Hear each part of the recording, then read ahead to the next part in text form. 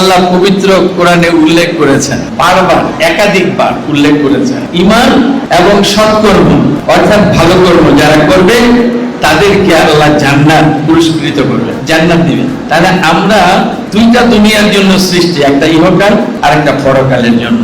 ইহকালের শুরু আছে, শেষও আছে, পরকালের শুরু আছে, শেষ নাই। তা আমরা পড়ালেখা করি, এক এক বছর অধ্যয়ন করার পরে পরীক্ষা দেই, পাস করলে আমরা সফল কাম হয়ে যাই। এমনি ভাবে পৃথিবীতে অনেকগুলা সফলতা আমরা অর্জন করতে পারি।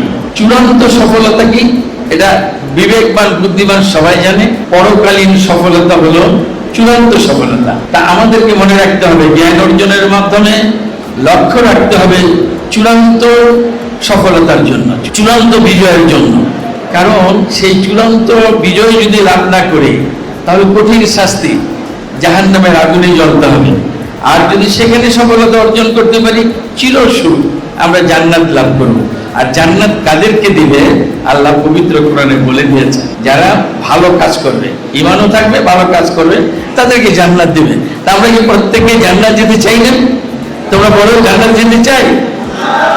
তাহলে কি করতে হবে? স্যাররা বলছেন এখানে ভালো কাজ করতে হবে, ভালো মানুষ হতে হবে। এই শিক্ষা পরিবারের লক্ষ্য এবং উদ্দেশ্য হচ্ছে আমরা জ্ঞান বিতরণ করব এবং তোমাদেরকে এই সিদ্ধান্ত নেওয়ার ক্ষেত্রে সহযোগিতা করব, যাতে তোমরা অর্জিত জ্ঞান দ্বারা ভালো কাজ করো আর চূড়ান্তভাবে সফলতা লাভ করতে পারো।